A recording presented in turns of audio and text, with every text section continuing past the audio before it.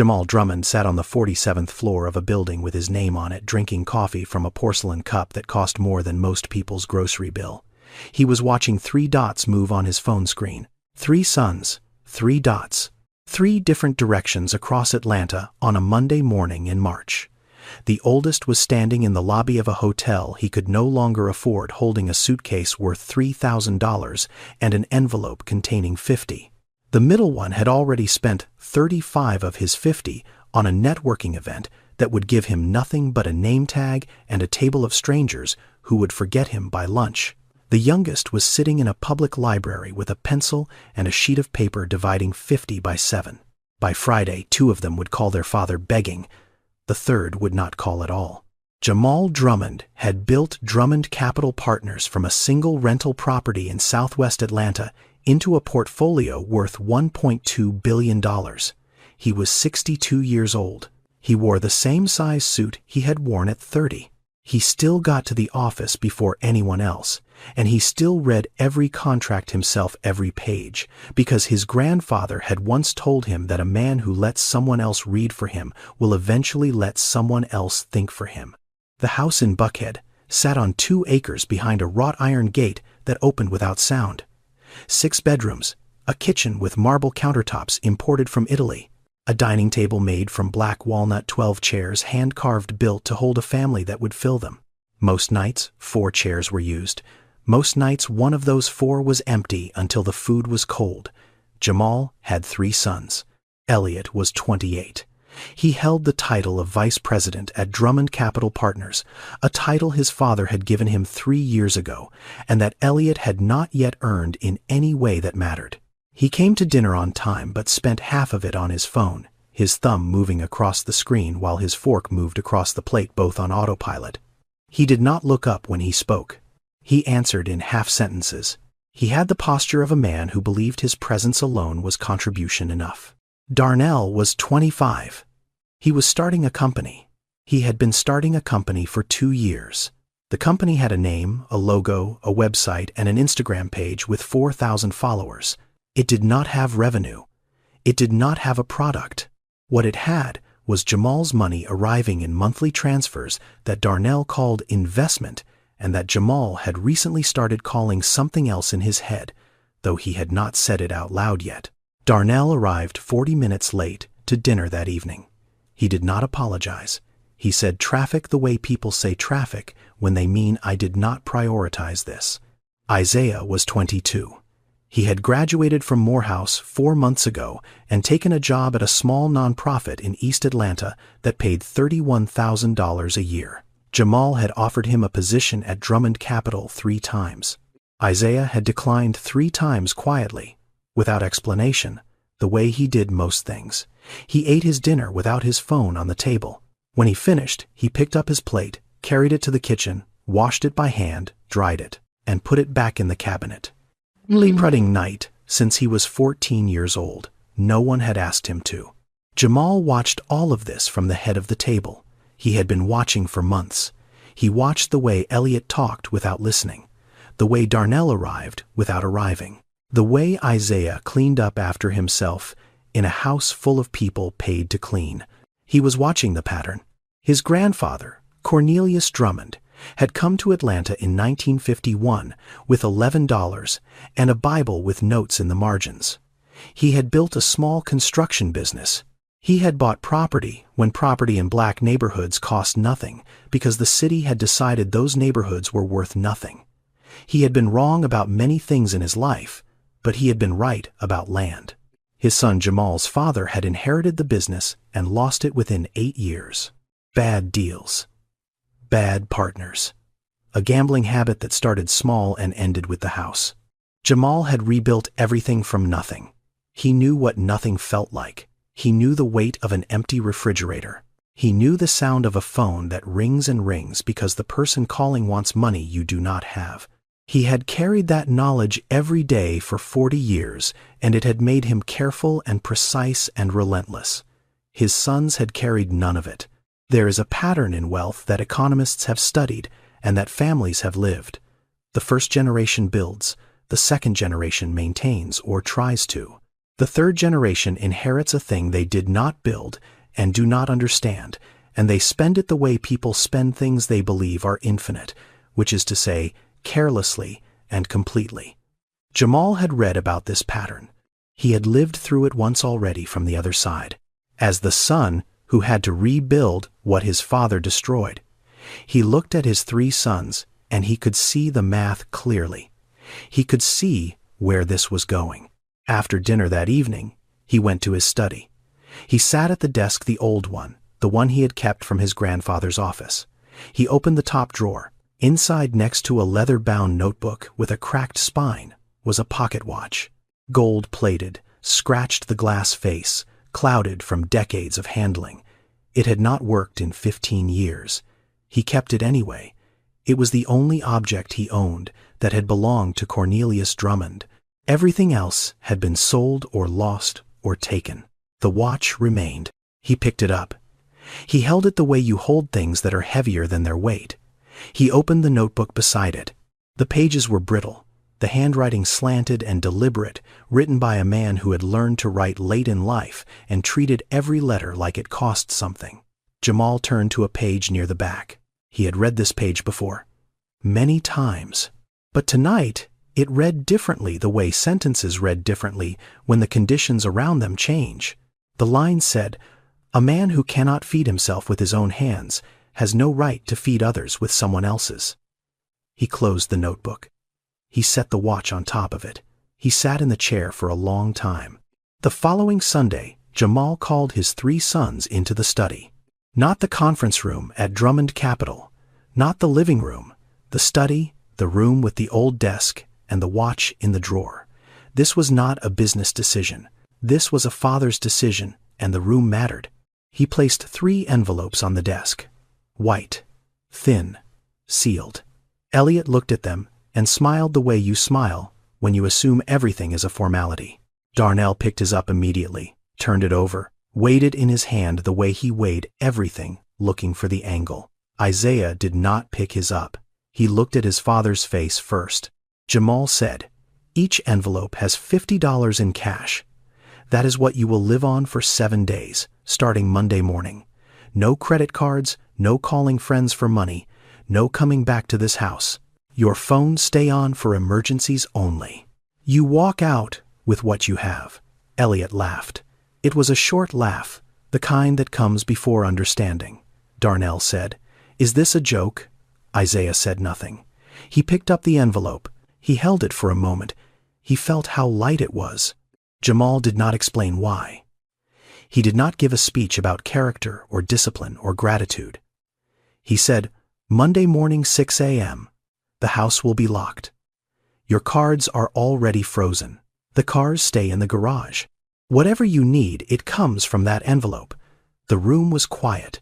He had already spoken with the bank. He had already told the office that Elliot would be on personal leave for a week. He had already changed the security code on the gate. This was not impulse. This was a man who had spent 3 months watching and 3 weeks planning and 1 evening deciding. Everything was in place. The silence after he finished speaking lasted 11 seconds. Jamal counted.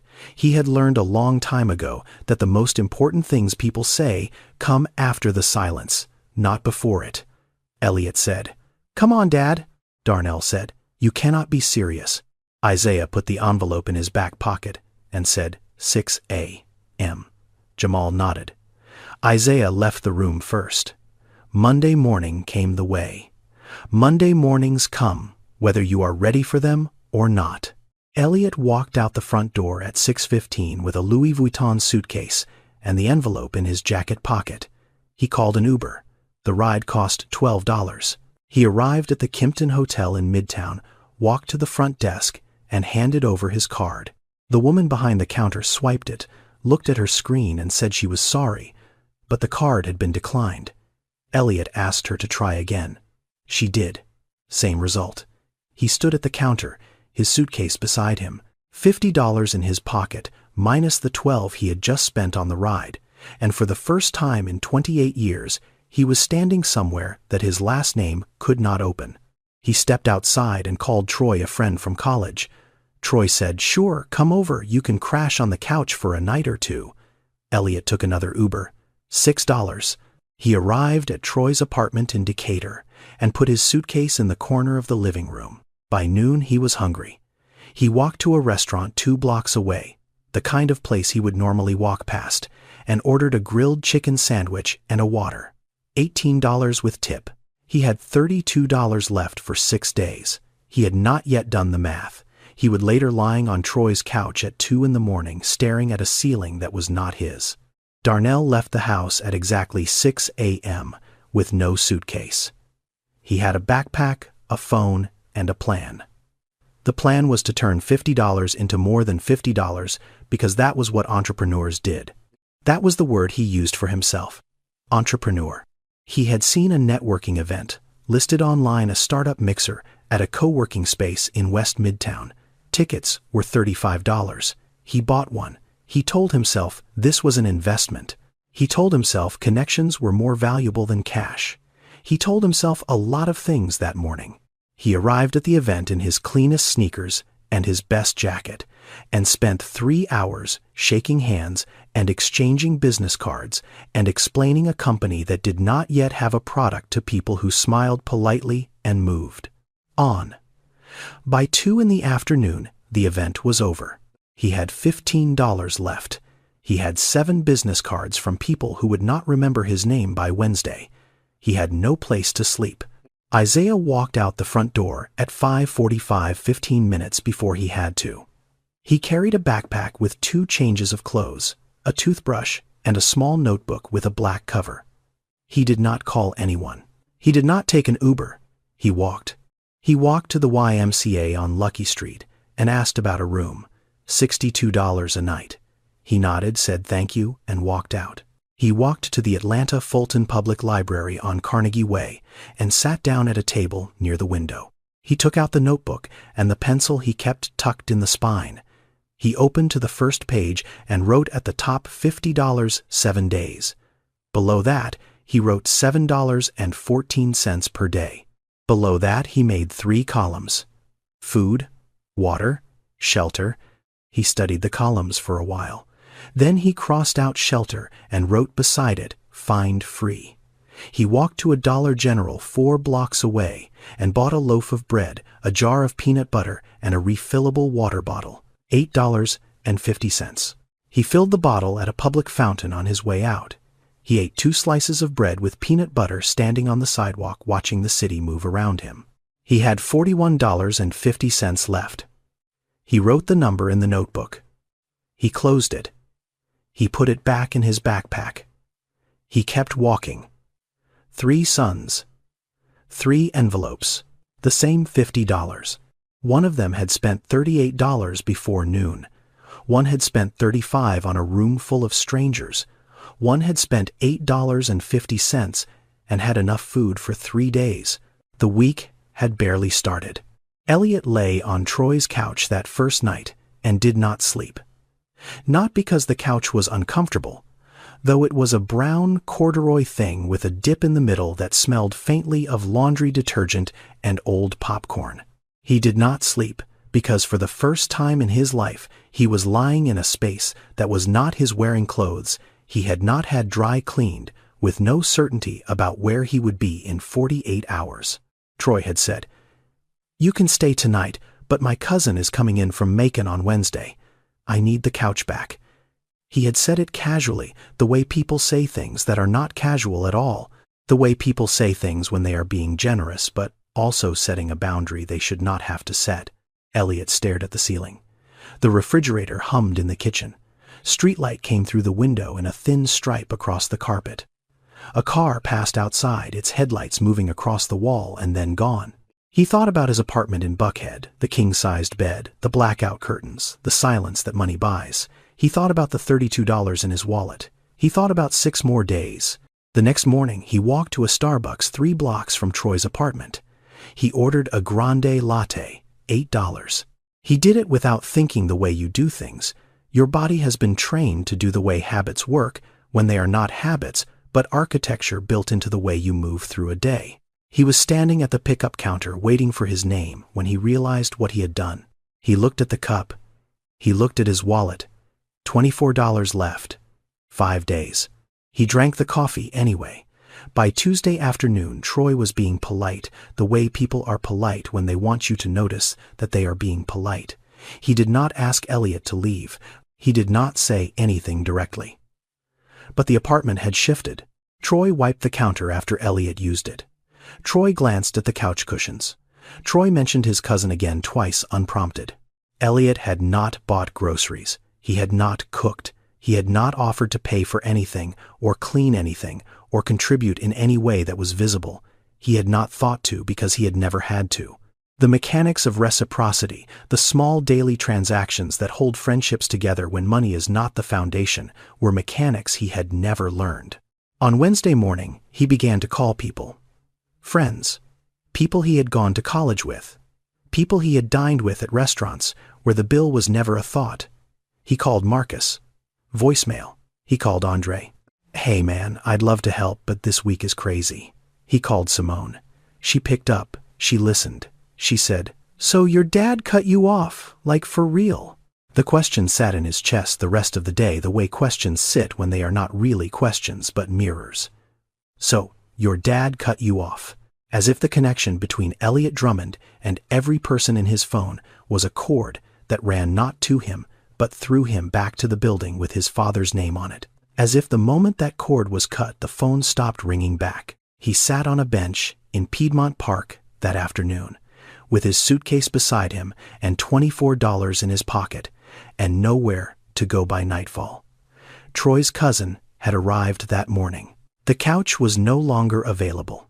The suitcase, hand-stitched leather brass hardware worth more than most people's rent, sat on the ground beside his feet, like an artifact from a life that was already becoming difficult to believe had been real. He could not sell it. He did not know how. He could not eat it. He could not sleep inside it. He looked down at his shoes. Oxford Italian leather, $600. His feet hurt. He had walked 9 blocks that morning, which was more continuous walking than he had done in years, possibly ever. His body was informing him of something his mind had not yet accepted. Darnell had spent $35 on the networking event and left with 7 business cards and no plan for dinner. The cards sat in his back pocket. He took them out on the sidewalk outside the co-working space and looked at them. A wellness brand founder, a crypto consultant, a woman who described herself as a community architect, whatever that meant. None of them had asked Darnell what his company actually did. None of them had needed to, because the answer would have been the same answer it had been for 2 years, which was nothing yet but soon. He had $15. He had no place to sleep. He had not eaten since a granola bar that morning bought from a gas station for $1.50. He walked for a while. The city moved around him the way cities move around people who are not part of their machinery. Cars passed. People walked dogs. A woman jogged by without seeing him. He had never noticed before how many people could look in your direction without looking at you. He stopped at a convenience store and bought a case of water. 6 bottles, $3. He carried them to the corner of Marietta Street and Centennial Olympic Park Drive, and set up on the sidewalk, the bottles lined up on the concrete beside his feet. He sold them for $2 each. This was the plan. This was the hustle. Buy low, sell high. The first principle of every business book he had ever read, applied in its most literal and least glamorous form. 3 hours. Afternoon sun on the back of his neck, the kind of heat that sits on you like a hand. Sweat down his spine pooling at the waistband. People walked past. Most did not look. Some looked and kept moving. A man in a suit glanced at the bottles, then at Darnell, then at his phone, and crossed the street. 2 tourists bought 1 bottle each.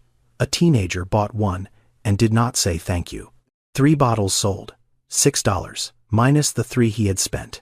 $4 profit for 3 hours of standing in the sun. He was packing up the remaining bottles when a woman stopped.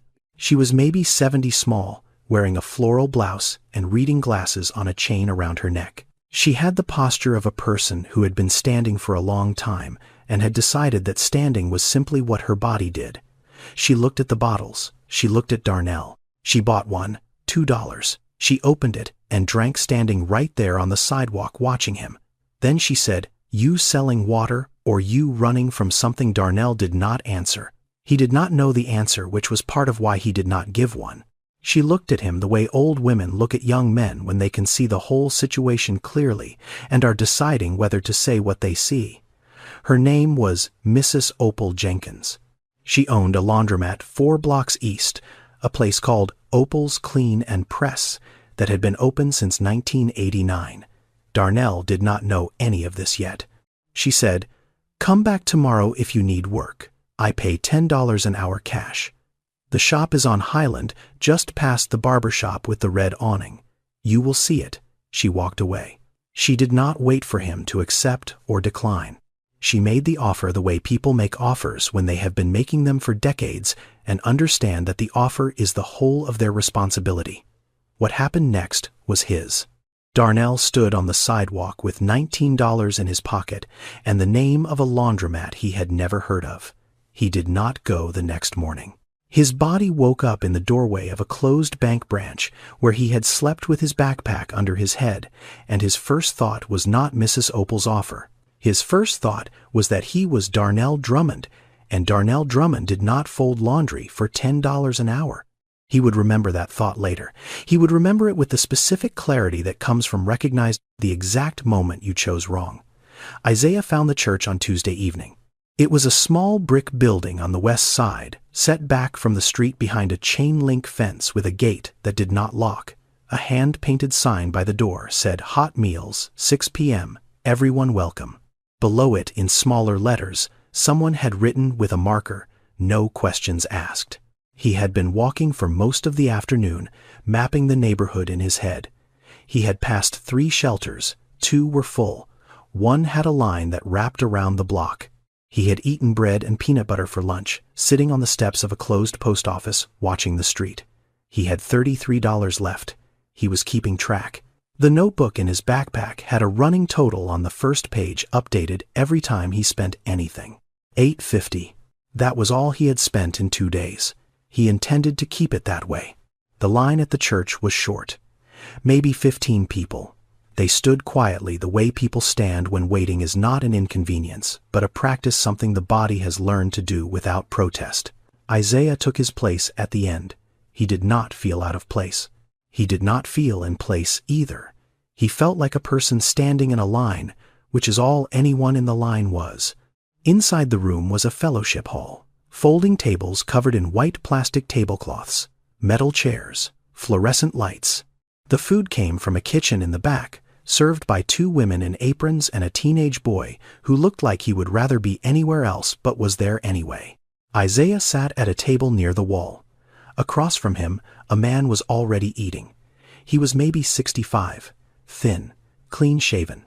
He wore a denim jacket with a flannel shirt underneath, both worn but bien namastrased, the creases still visible in the flannel, as if someone, perhaps himself, had taken the time to fold it carefully. He ate slowly. He cut his food into small pieces with a plastic knife and fork, handling them with the specific care of a man who had once eaten at tables with real silverware and had not forgotten how. His name was Booker Tate. Isaiah did not ask him about his situation. He asked him about the jacket. It was a small question, the kind of question that opens doors without pushing them. "Mister," Booker looked down at it and said, "My wife bought it. 1997. Still holds up." That was how it started. A jacket. A dead wife. A conversation that moved in the way conversations move between strangers who have no reason to perform. Mr. Booker had been a carpenter. 31 years. He built tables, bookshelves, bed frames, cabinets. He worked for a small company in Decatur, and then on his own, and then for whoever needed something built. He was good at it. His hands told that story even now, thick-fingered, calloused at the pads, the knuckles slightly swollen the way they get from decades of gripping tools. His wife Lorraine got sick in 2019. Cancer. The insurance covered some of it. Not enough. The deductibles alone were more than he made in 3 months. He sold the tools first. Then the truck. Then the house. He paid what he could. The bills kept coming. Lorraine died in 2021 in a hospital room that cost $800 a night, and the debt survived her. He said all of this without self-pity, the way you describe weather. It rained, the road flooded, the house went. Then one morning you wake up and you are the person you used to walk past. That sentence sat in Isaiah, the way certain sentences do not on the surface, but somewhere deeper, somewhere that would take days to fully hear. Nearly 2 out of 3 personal bankruptcies in America are connected to medical expenses. Not addiction, not laziness, not poor decisions, medical bills. People who did everything they were supposed to do, who worked and saved and insured themselves, and still went under because the system was not built to hold them. Mr. Booker Tate was not an exception. He was a statistic in a denim jacket eating carefully in a church basement, carrying the posture of a man who had once built things with his hands and now had nothing left to build. He reached into the breast pocket of the jacket and pulled out a carpenter's pencil. Short, flat, worn down to maybe 3 inches. He tucked it behind his ear, the way he must have done 10,000 times in 31 years of work. He said, "Old habit, measure twice, cut once." Isaiah took out his notebook. He wrote it down. Measure twice, cut once. He did not know yet what it meant to him. He would. That night, sleeping on a cot in the church basement, Isaiah made a decision. He had come into this week thinking the challenge was survival. Get through 7 days on $50. Do not call his father. Do not break. He understood now that survival was the minimum. It was the floor, not the ceiling. The question was not whether he could survive the week. The question was whether the week could teach him something he did not already know. He closed the notebook and put it under the cot and lay in the dark, listening to the sounds of 15 other people breathing in a room that smelled like floor cleaner and canned green beans. And he decided that he was going to learn something. Elliot did not make this decision. Elliot, on that same Wednesday night, was sitting on a bench in Piedmont Park with a suitcase and $24 and no idea where to sleep. Troy's cousin had arrived that morning. The couch was taken. The conversation had been brief and polite and final. "Good luck, man. I hope your dad comes around." The door closed. Elliot stood on the sidewalk outside Troy's apartment building with his luggage at his feet and the full weight of a city that had nowhere in it for him. He walked to the park because it was the only place he could think of that did not require money to enter. He sat on a bench near the lake and set the suitcase beside him. It was a beautiful object. Monogrammed leather brass clasps, satin lining, a graduation gift from his father 3 years ago when Elliot had been given the VP title and the suitcase, and the assumption that both would carry him through the world without difficulty. $3,000 of luggage, $24 of cash. The arithmetic was absurd and precise, and it was the first time in Elliot's life that he understood the difference between owning something and being able to use it. He called his father. The phone rang 4 times and went to voicemail. He called again. Voicemail. He called a 3rd time. Voicemail. He left a message. His voice was different now, stripped of the ease it usually carried the way voices change when they have no audience to perform for. "Dad, this is not funny anymore. I need." He stopped. The sentence hung there unfinished. He did not know what came next. He did not know what he needed because he had never had to identify it before. Need had always been met before it became a sentence. He hung up. He looked down at his shoes. $600 Oxfords on park dirt. His feet hurt. They had been hurting since Tuesday. He had walked more in 3 days than he had walked in the previous year. His body was sending him information he had no experience processing, the dull ache in the arches, the blister forming on his right heel, the heaviness in his legs that came from having never been asked to carry him further than a parking lot. Somewhere across the city, Isaiah was volunteering in a church kitchen, washing pots that were not his, cutting vegetables he would not eat, setting up chairs for people he did not know. He had been doing this since that morning. He had walked into the kitchen at 7 a.m. and told the woman in the apron, "I can help if you need it." She had looked at him, looked at his clean hands, and pointed to a sink full of dishes. He washed them. He scrubbed the pots. He peeled carrots. He carried cases of canned corn from a storage room in the back. He swept the floor. He set up the folding chairs, all 40 of them, one at a time, spacing them evenly the way you space things, when the act of spacing them is itself a form of care. These were tasks that in his father's house had been done by people who were paid to do them. He had never thought about those people. He thought about them now.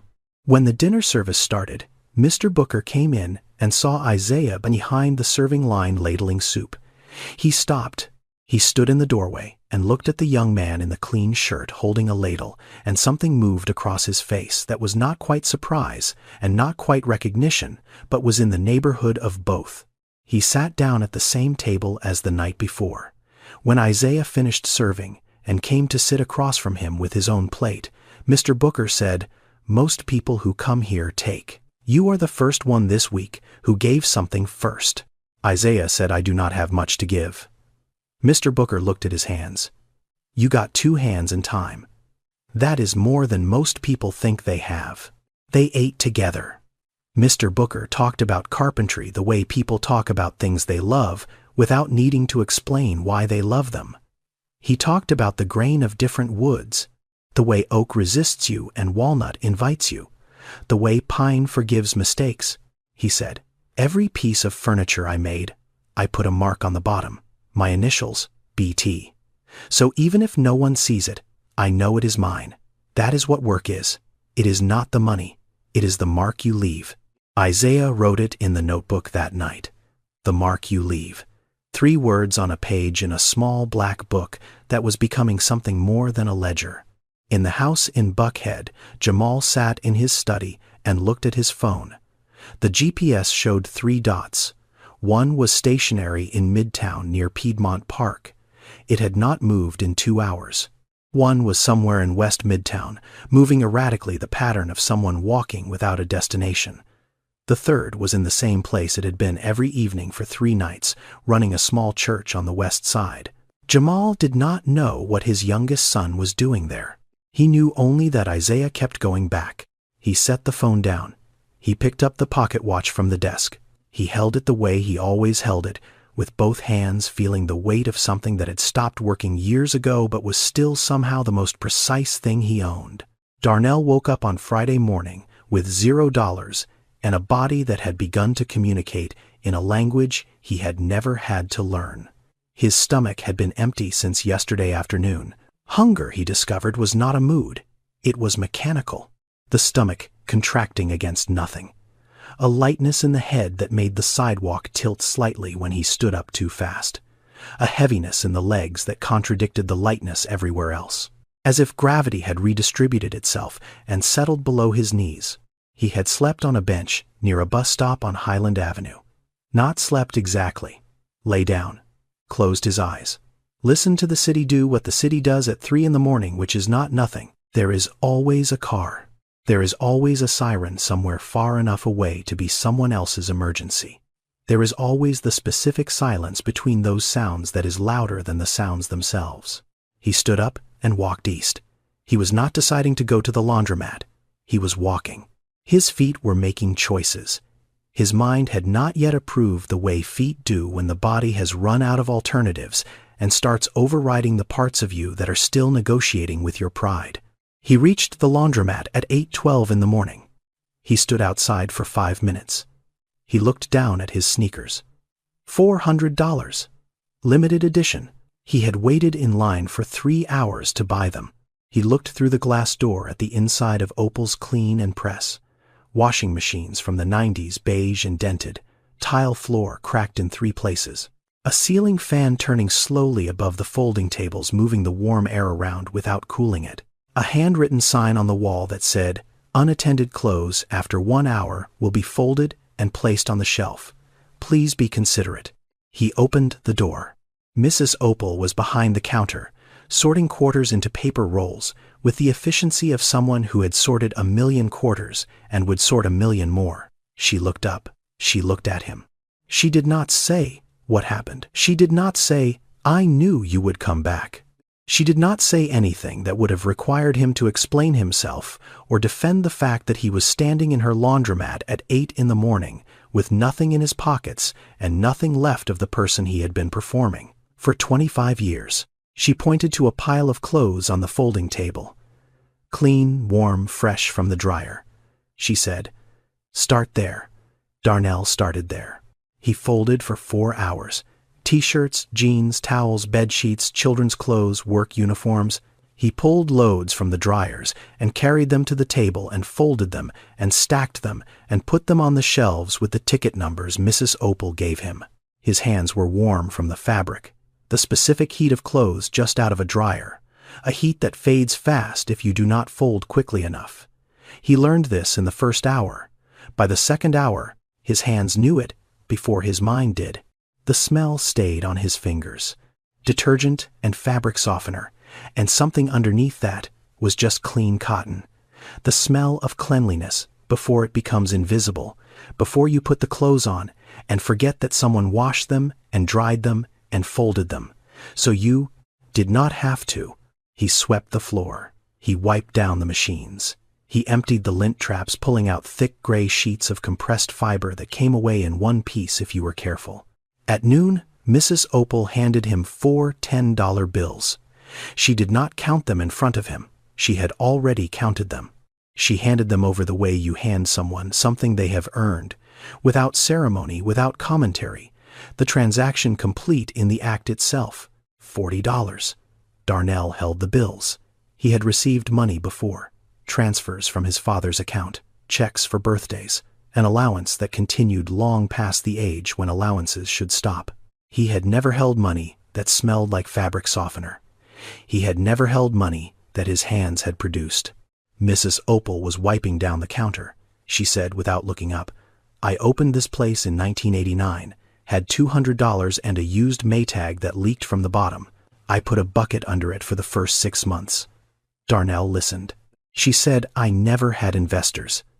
I never had a pitch deck. I had dirty clothes and people who needed them clean. That was the whole business plan. 35 years later, that is still the whole business plan. She looked at him, then the way she had looked at him on the sidewalk 3 days ago, seeing the whole situation and choosing what to say about it. She said, You young men talk about disruption, about scaling, about exit strategies. I do not have an exit strategy. I have a 6 a.m. opening time and customers who need their work clothes clean by Monday. That is enough. That has always been enough. Darnell walked out of the laundromat at 12:30 with $40 in his pocket. He stood on the sidewalk and looked up at the sign above the door. Opal's Clean and Press. Below it in smaller letters, since 1989. The paint on the letters was faded. The sign itself was slightly crooked, tilted maybe 2 degrees to the left, the way things tilt when they have been holding steady for a long time without anyone adjusting them. 35 years. No rebrand. No pivot. No venture capital. Just clean clothes for people who needed clean clothes. He stood there looking at that sign for a long time. Elliot had slept on a park bench the night before. He had not planned to. He had planned to find a shelter. He did not find one because he did not know where shelters were. The same way he did not know where bus routes ran, or what time libraries opened, or how much a loaf of bread cost. These were categories of knowledge that had never been relevant to his life, and their absence had never been visible until now. The way the absence of a thing is never visible until you need it. He had bought a packet of instant noodles from a gas station, $1.20. He had eaten them dry sitting on the bench, breaking off pieces and chewing them slowly, the way you eat when you are trying to make something last. He drank water from a public fountain. He had $18 left. On Friday morning he called his father. He had not called since the voicemail 3 days ago. He had told himself he would not call again. He called anyway, the way people do things they have told themselves they would not do, because the body and its needs eventually overrule the mind and its pride. Jamal answered. The silence on the line lasted 4 seconds. Elliot could hear his father breathing. He could hear the faint hum of the house in Buckhead, the specific ambient sound of a home with central air and thick walls and carpeted floors, a sound he had never noticed until he was standing on a sidewalk listening to it through a phone. Speaker. Elliot, said Dad, I cannot do this. I was not built for this. The silence that followed was different from the first. It was the silence of a man choosing his words with the precision of someone who knows that what he says next will live inside his son for a very long time. Jamal said, "That is what I was afraid of." Then the line went dead. Elliot stood on the sidewalk holding his phone. The screen went dark. He did not call back. He walked to the public library on Carnegie Way and sat in a chair near the window and looked out at the street and did not move for 2 hours. He was not reading. He was not sleeping. He was sitting in a chair in a public building with $18 and no plan and no network and no performance left to give. For the first time in 28 years, Elliot Drummond was exactly the person he was, which was a person who did not know what to do next. Isaiah woke that same Friday morning with $26.50. He knew the number without checking. He had written it in the notebook the night before, the same way he wrote it every night. The running total updated the day's expenses, listed in small, neat handwriting below the balance. He had spent $23.50 in 5 days. He had eaten. He had slept. He was fine. He walked to the church at 7 a.m. to help set up for breakfast. The woman in the apron, whose name was Mrs. Dawson, had stopped being surprised by him. She handed him a hairnet and pointed to the oatmeal station. He served for an hour. He ate a bowl himself, standing in the kitchen the way he ate most meals, now standing quickly without sitting down the way working people eat when there is more work to do. Mr. Booker was not at breakfast. Isaiah found him at 9:30, sitting on the low wall outside the church, leaning forward with his forearms on his knees, and his face tight with the specific expression of a man managing pain, his back. He could not straighten up. He had been sitting in this position since before dawn, waiting for the stiffness to release, but it had not released. It had settled in and made itself permanent for the day. Isaiah sat beside him. He did not ask if Mr. Booker was all right because the answer was visible. He said, "What do you need?" Mr. Booker said, "Something for the pain. I have not been able to afford it in a while." Isaiah walked to a pharmacy on Martin Luther King Jr. Drive. He bought a bottle of ibuprofen, the store brand 200 tablets. $11. He brought it back. "Mr.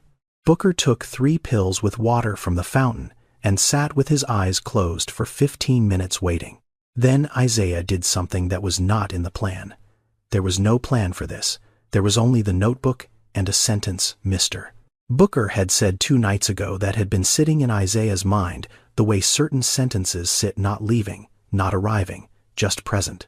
He walked to a hardware store on Joseph E. Lowry Boulevard. He bought a small piece of poplar wood, a sheet of sandpaper, and a tube of wood glue. $9. He carried them back to the church in a plastic bag and set them on the wall beside Mr. Booker. He said, "You said you are a carpenter. Show me." Mr. Booker looked at the wood. He looked at Isaiah. He looked at the wood again. His hands, which had been resting on his knees with a slight tremor, the kind of tremor that comes from inactivity and age, and the slow erosion of purpose, moved toward the poplar. They touched it. The tremor stopped. He picked up the piece of wood and held it the way you hold things your hands remember. He turned it. He felt the grain with his thumb. He reached behind his ear and pulled out the carpenter's pencil, the one he still carried, the one that had been worn down to 3 inches by 31 years of marking and measuring and making. He began to measure. He began to mark.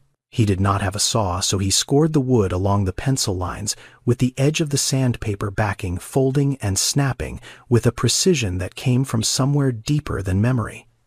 Muscle. Bone. The body remembering what the mind had tried to let go of. Isaiah sat beside him and watched. He did not help. This was not his to help with. This was Mr. Booker's.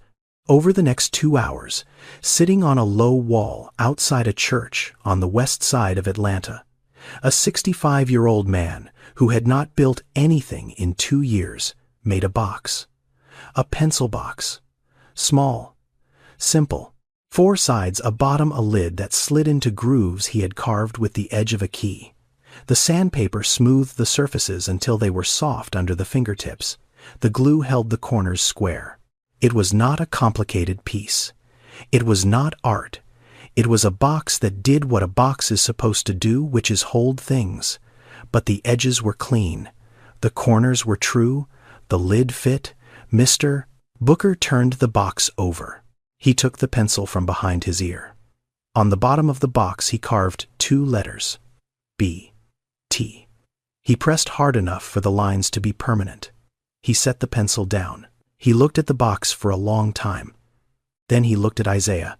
He said, "First piece in 2 years." Isaiah did not say anything. There was nothing to say that the box had not already said. He had not given Mr. Booker money. He had not given him charity. He had given him $9 worth of wood and sandpaper and glue, and Mr. Booker had given himself back the thing that mattered more than shelter or food or money. He had remembered who he was. That night, Isaiah wrote in the notebook. He wrote the balance first, $6.50. Below it, he wrote 2 words, enough.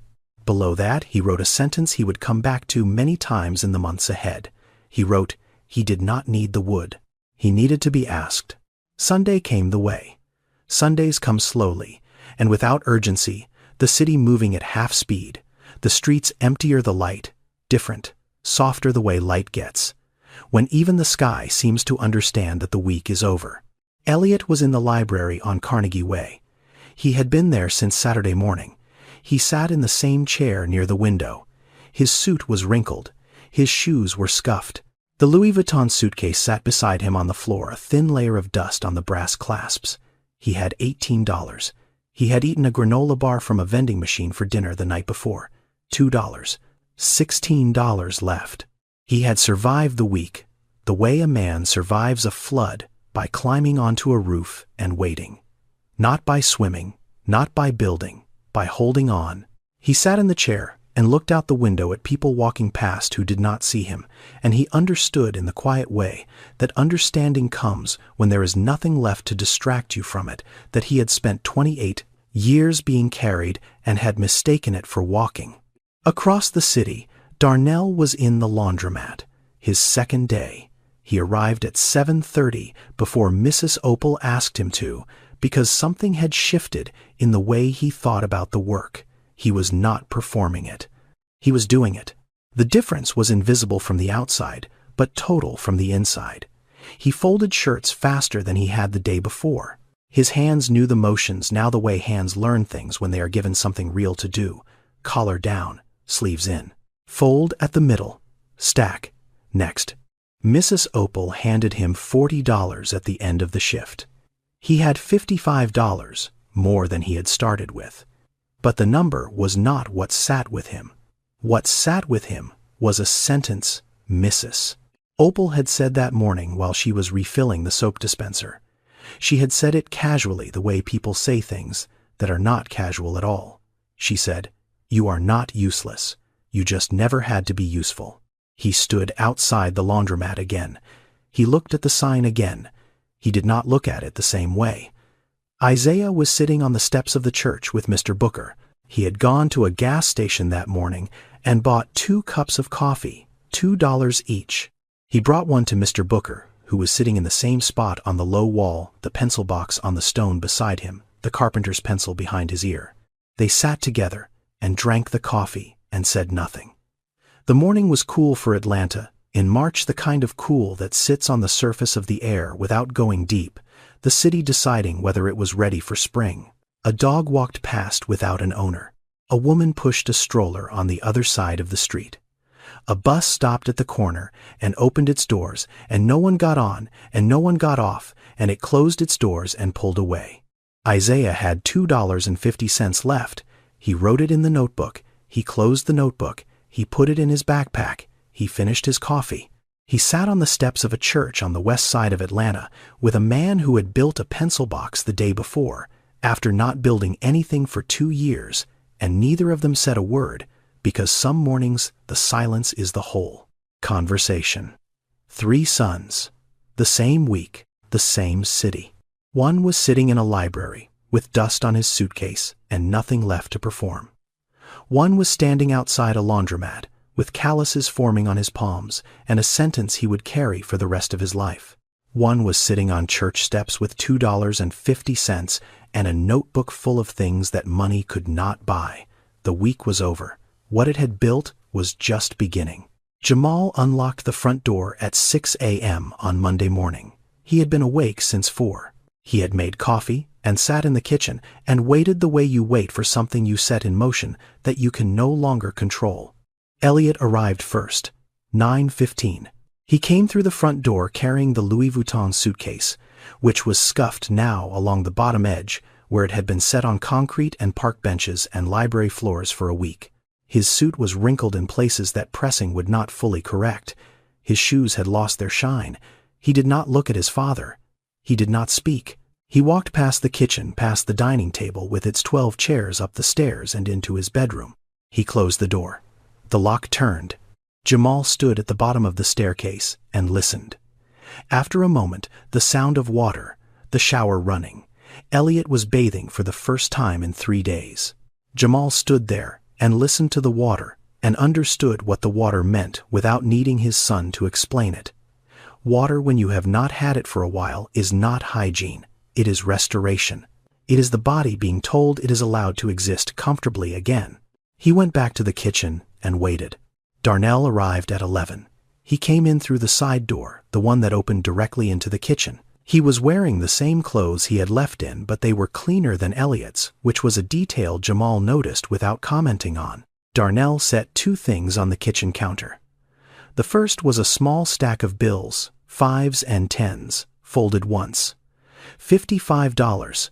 The second was a torn piece of paper with a phone number written on it and a name, Opal Jenkins. He looked at his father. He said, "I am going back to work there on Tuesday, if that is okay." Jamal looked at the money. He looked at the torn piece of paper. He looked at his son's hands, which were different from the hands that had left this house 7 days ago. Not visibly different, not calloused or marked, but held differently. Open at the sides instead of shoved in pockets. The hands of a person who had recently used them for something and had not yet forgotten the feeling. He looked at the sentence his son had just said. "I am going back to work there on Tuesday, if that is okay." In 25 years, Darnell had never asked permission for anything. He had announced. He had demanded. He had assumed. He had not asked. The question mark at the end of that sentence was new. It was the newest thing in the room. Jamal nodded. He said, "That is okay." Darnell went upstairs. Isaiah arrived last. 2:14 in the afternoon. He walked in through the front door with his backpack over one shoulder, the same backpack he had left with no heavier, no lighter. He set it on the floor by the kitchen table. He reached into the front pocket and took out 2 things, $2.50 in coins, which he placed on the table in a small stack, and the notebook. He opened the notebook to the first page and set it beside the coins. He did not explain it. He did not narrate it. He placed it there, the way you place things on a table, when the table is the sentence and the objects are the words. Jamal sat down. He pulled the notebook toward him. He read. The first page, $50. 7 days, $7.14 per day. Below that, the columns: food, water, shelter. The word shelter crossed out. Find free written beside it. He turned the page. Day 1. Bread, peanut butter, water bottle. $8.50. Balance $41.50. He turned another page. Day 2. No expenses. Dinner at church. Balance $41.50. He turned another. Day 3. Same. And then, on the bottom of that page, in handwriting, that was slightly different from the accounting above, slightly looser, the way handwriting changes when you stop recording and start thinking, measure twice, cut once. He turned the pages. The entries continued. Ibuprofen, $11. Wood sandpaper glue, $9. Coffee times 2, $4. And between the numbers, the other entries, the ones that were not expenses. You got 2 hands and time. The mark you leave. He did not need the wood. He needed to be asked. And on the last page, one word underlined once. Enough. Jamal closed the notebook. He sat with it for a moment, the way you sit with things that are heavier than their size. Then he did something he had not planned. He opened the top drawer of the desk in the corner of the kitchen, the old desk, the one from his grandfather's office. He took out the pocket watch. Gold-plated, scratched the glass face, clouded. He carried it to the table and set it down beside the notebook. The two objects sat next to each other, a watch that had stopped working 15 years ago and a notebook that a 22-year-old had filled in 7 days. One belonged to a man who had built something from nothing in 1951. The other belonged to a man who had just discovered what nothing felt like in the present tense. They sat on the same table in the same kitchen, and they said the same thing in different handwriting. Jamal did not pick a winner. He did not announce who had passed and who had failed. He looked at the watch and the notebook and the $2.50 and the $55 and the torn piece of paper with Opal Jenkins's number on it. He looked at the ceiling where the sound of Elliot's shower had long since stopped. He said, "I have something to show all three of you, tomorrow." The next morning, Jamal drove. He did not tell them where they were going. The three sons sat in the back of the car, which was a thing that had not happened since they were children, all three in one vehicle, shoulder to shoulder, the specific geometry of siblings who have been through something separately and are now together in a confined space, trying to determine what, if anything, has changed between them. The city moved past the windows. Buckhead gave way to Midtown. Midtown gave way to the West Side. The buildings got smaller. The sidewalks got emptier. The trees stayed the same because trees do not observe economic boundaries. They turned onto a street in Vine City. Jamal slowed the car. He pulled over beside a lot. It was large, maybe half an acre, bordered by a chain-link fence on 3 sides and a crumbling brick wall on the 4th. Weeds pushed through the concrete. A rusted dumpster sat in one corner. On the fence facing the street, a sign. White background, blue letters. It read, "Future Site of the Drummond Community Workshop and Housing Initiative." The three sons looked at the sign. None of them had seen it before. Jamal got out of the car. They followed. He stood at the fence and looked at the lot the way he always looked at property, reading the ground the way other people read documents. He said, "I bought this 3 years ago. I did not tell anyone. Not the board. Not the lawyers. Not any of you." He told them what it was. A workshop on the ground floor. Woodworking, electrical, plumbing. Skills training for people coming out of shelters. Transitional housing. The street. Above the workshop, 42 units of affordable housing. Below market rate. Permanently below market rate. The building would not generate profit. The building was not designed to generate profit. The building was designed to give people who had lost everything a place to learn something with their hands and a place to sleep while they learned it. He said, "I did not send you out there to punish you. I sent you out there to see if any of you could see what I have been seeing." He told them about the will. Not the Drummond Capital will, a different will, a personal one. The person who led this project would inherit it in his name, not the company, not the portfolio. This lot, this building that did not yet exist. This thing that would never be measured in returns or margins or quarterly reports. This was the thing he cared about most. This was the legacy he wanted to leave. He stopped talking. He let the silence carry it. Elliot was the first to speak. He looked at the lot, at the weeds, at the crumbling wall, at the neighborhood stretching out in every direction, small houses and empty storefronts and a liquor store on the corner. He said, "Dad, this neighborhood. There is no ROI here." The sentence landed on the concrete between them. Jamal did not respond. He did not need to. Elliot heard it as it left his mouth. The way you sometimes hear your own sentences, a half second after you say them, and realize what they contain. He went quiet. He looked at the ground. He did not speak again. Darnell was looking at the lot differently. He was not looking at the lot. He was looking at the street behind it, at the houses, at the laundry, hanging on a line behind one of them. He said quietly, almost to himself, "You would need a laundromat in the building. People always need clean clothes." It was a small sentence. It was a sentence about clean clothes.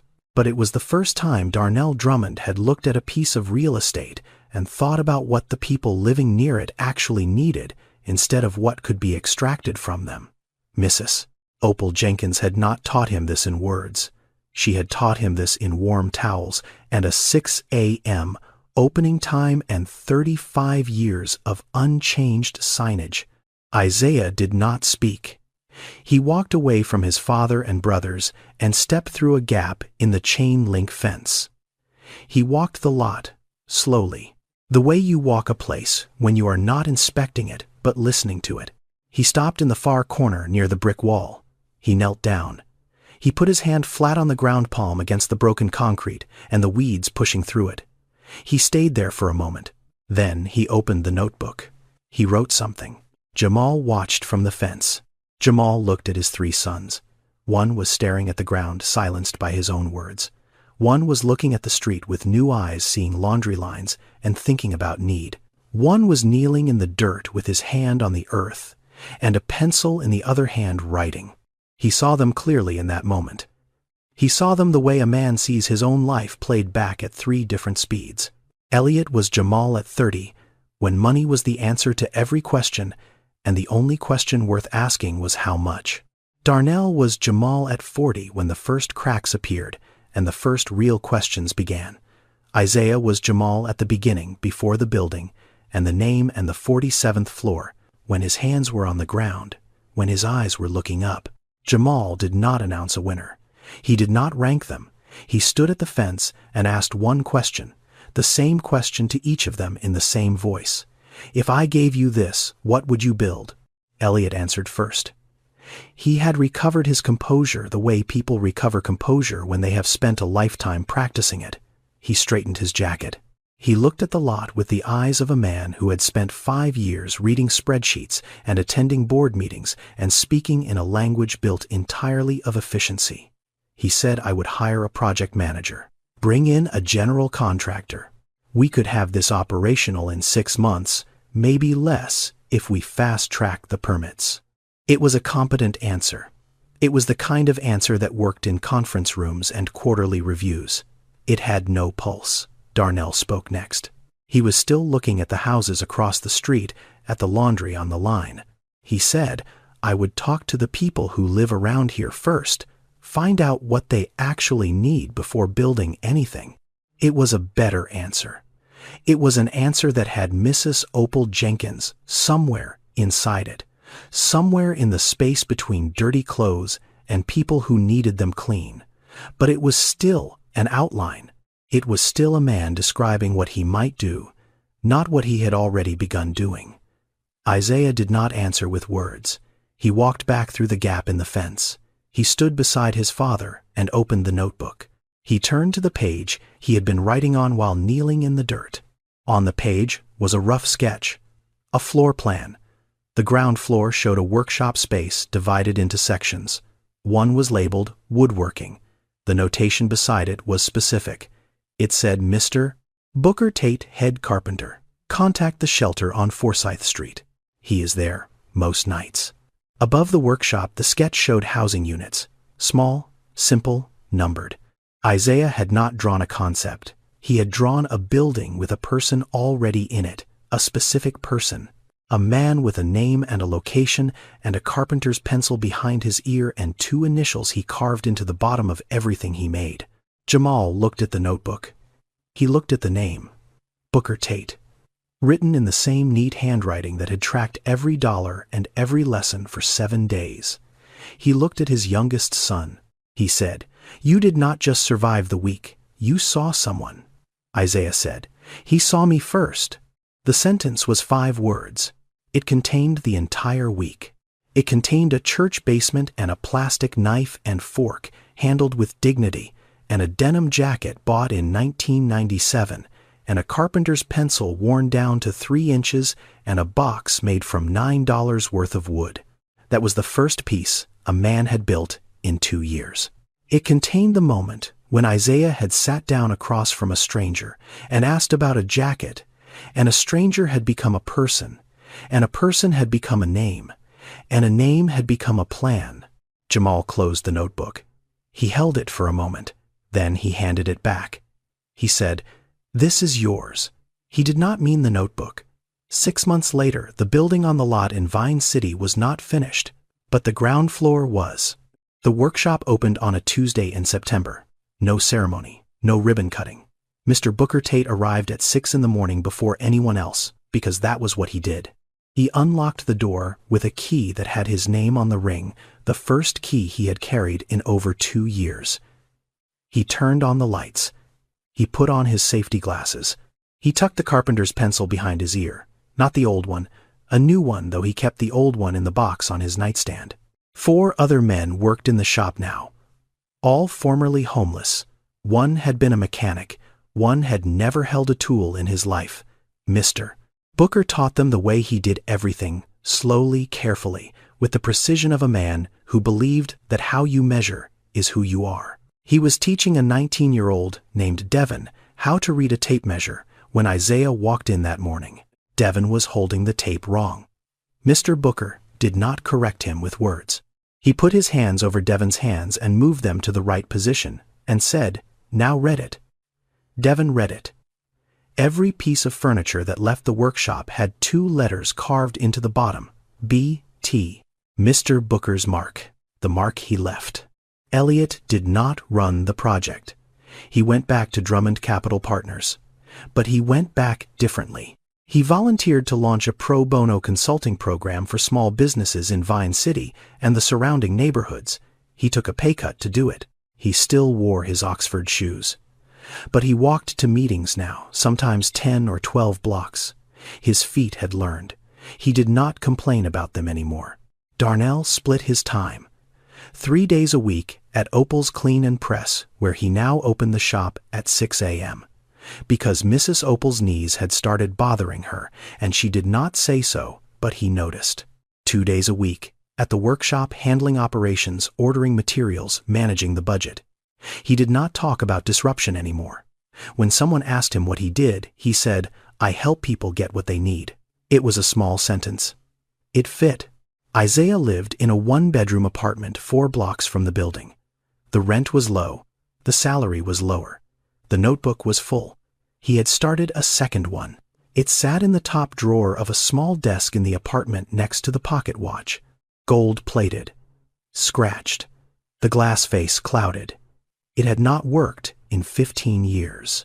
It sat in the drawer beside the notebook the way it had once sat in a drawer beside another notebook, in another desk, in another room, in a house in Buckhead that belonged to a man who had built $1.2 billion and had decided that the thing he valued most was a lot in Vine City with weeds pushing through the concrete. Mr. Booker had a room on the 3rd floor, his own room, a bed, a window. On the wall beside the window, a photograph of Lorraine taken before she was sick, smiling in the kitchen of the house in Decatur that he had lost. Beside the photograph on a small shelf, the pencil box. The first piece, poplar wood, sanded, smooth, the lid sliding into grooves carved with the edge of a key. Inside the box, the old carpenter's pencil, 3 inches, flat, worn almost to the graphite. He kept it the way you keep things that remind you of the moment you came back to yourself. Jamal sat in the study in the house in Buckhead on an evening in late September. The light was doing what Atlanta light does in September, going golden and slow, taking its time, leaving the way light does when it has nowhere urgent to be. He opened the top drawer of the desk, the drawer where the pocket watch had lived for years beside the notebook with the cracked spine. The watch was gone. He knew where it was. It was in a drawer, in a small apartment, 4 blocks from a workshop in Vine City, next to a notebook full of numbers and sentences written in neat handwriting by a 22-year-old who had spent $50 in 7 days, and come home with something that could not be deposited or measured or lost. Jamal looked at the empty space in the drawer. He did not feel loss. He felt the specific lightness of a man who has spent 40 years carrying something and has finally set it down in the right place. He had built a company worth $1.2 billion. He had built it from nothing the way his grandfather had built, from nothing the way people build when they know what nothing feels like and are determined never to feel it again. He would spend whatever time he had left building something else, something that could not be measured in quarterly reports or shareholder meetings or the brushed metal letters on the side of a building. Something that would outlast all of it, because it was built not from capital, but from the specific, unrepeatable act of one person seeing another person and deciding that they mattered. He closed the drawer. He looked out the window. Atlanta stretched below him, wide and lit, and alive, the city, going about its evening, the way cities do, indifferent and permanent, and full of people carrying things inside them that no one else could see. For the first time in many years, Jamal Drummond looked at a city and did not count. In the workshop in Vine City early the next morning, before anyone else arrived, Mr. Booker Tate stood alone. The lights were off. The room smelled like sawdust and linseed oil, and the specific quiet of a space that is about to be filled with work. On the bench in front of him was a table, small, rectangular, oak. He had built it over the past week, the way he built everything, slowly and without shortcuts. He ran his hand across the surface. Smooth, even, the grain visible under the finish, the wood showing what it was without pretending to be something else. He turned the table over. He reached behind his ear and pulled out the pencil. He carved 2 letters into the bottom, B, T. He set the table down. He stood back. He looked at it for a moment. Then he turned on the lights. He opened the door. The morning came in. Thank you for watching. Before you go, tell us in the comments. If you had $50 in 7 days, what is the first thing you would do? And who is the Mrs. Opal or Mr. Booker in your life? The person who gave you your first real lesson, the one you did not know you needed until you received it. See you in the next one. This story is a work of fiction. The characters, names, and events are entirely imagined.